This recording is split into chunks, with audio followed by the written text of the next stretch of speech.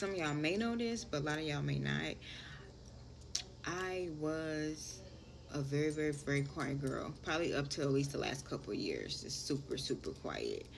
Um, really wasn't, like making friends as a young girl and all. I was just quiet, just to myself, dealing with my own things in my own brain, in my own world.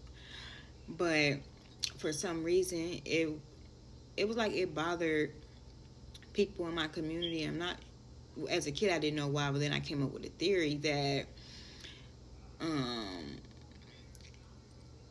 I feel like the pole that they have put us in as African Americans made made us feel like we're always in a constant like struggle or battle with each other, like all the time. That the world make us feel like we have no control. So within our community, everybody wants to control something or someone. Everybody wants to feel like you better not think I'm better than you. I mean, you better than me because I'm better than you. And it was just like, and I felt like the older generation, like they didn't really get to know, like when the younger generation come up, it was always like, they put like a stigma on you because it made them kind of feel better about how they feel. And I feel like we were conditioned in our community to be like that towards one another. Not saying it's okay, but that's what I came up with when I was younger, because it was like they would take my quietness and take it as like it was some type of disrespect towards them, and they like wanted me to pay. Like I had a teacher, her name was Miss Jordan. She and I was in 8th grade, and I was super, super, super, super quiet. So she gave the class an assignment. I'm doing the work. She came to my desk and she's just standing there, and I'm like, and then she go back to her desk. Then she come back again. Mind you, she's always like, she would pick on me like all the time in the class, like all the time, because like I was a quiet kid and everybody wanted to feel like somebody, like I'm gonna be the one to get her to talk. Like, so she came to me and back to my desk, and she was like, "You're not as cute as you think you are." And mind y'all, like I'm not talking.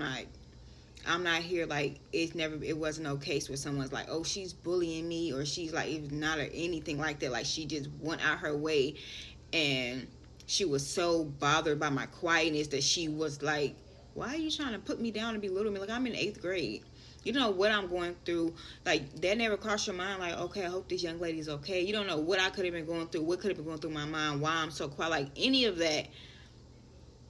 Like I'm sitting here with social anxiety and trust issues and all of this stuff going on, and I'm just quiet to myself, and you're coming to let me know that you don't think that I'm that cute. Like you're thinking I'm quiet because I think I'm cute. Then I had a teacher, Mr. Vic.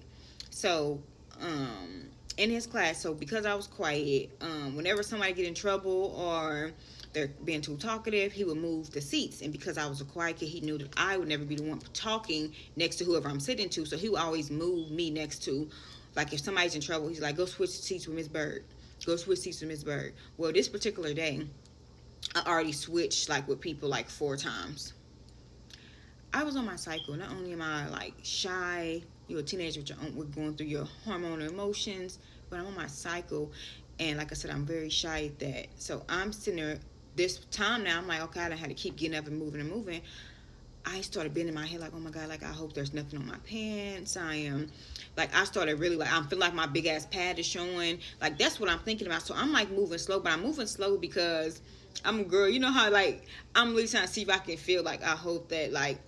And he came to my desk and he hit it like with both his hands like hard, and I looked like, and he like, move, you don't hear me and I'm like, and like what, so the desk, so you know how the desk used to be like, it's the desk right here and it connect to the chair. He tips me out of it, like move, and tips me out the desk. Like I bet she'd be talking now. What? And I was so, I'm not gonna lie, like I was so embarrassed. Like I wanted to cry, but I didn't. And I had a bad headache when I went home because like I held in not crying because I don't know, like I just feel like I would have been just so, I was just embarrassed, like I have social anxiety, and y'all are thinking that I am thinking I am all of that, and like I'm better than someone, and y'all are trying techniques to like break me because y'all feeling like me not talking or whatever, some type of disrespect towards y'all. Like you know how you can go to someone's home and people want you to, when you come in their house, they want you to like speak and all of this. So if I would go to someone's house, even if they knew that I was quiet, they like would try to like humiliate me, like you can't speak, and like in a loud, like aggressive. It was like people literally, like I feel like people used to try to like size me up. Like you think you cute, you think you this, but I was just quiet, and they wanted to make sure like you ain't better than me. And I'm gonna make sure you know that, and that's how they handled me.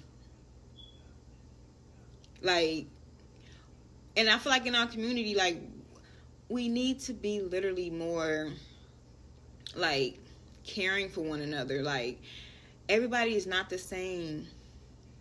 Everybody's not out to disrespect you. Anybody ain't out to challenge you. Like that's not what. Anybody's trying to take your power. That's not what people are doing all the time. Some people are just different. Some people you have to treat different than you treat others. Like, and that's okay. I wasn't going to nobody's house trying to disrespect your home and not speaking to you. You don't know what I was going through. I spent the whole car ride trying to get myself mentally prepared to make sure I speak when I come in, just to still get there and still my heart racing and I can't do it. I'm scared. And you thinking because of your insecurities or how you feel about yourself that I'm challenging you, so now you feel like I need to pay. And like I said, I feel like that just carried on into my life. But I've been just ranting along. But I'm going to go ahead and go to bed now. But bottom line, y'all gotta start loving yourself better so that you can know who you are in this world, so you ain't got to try to tear other people around you down. All of y'all. Every last one of y'all.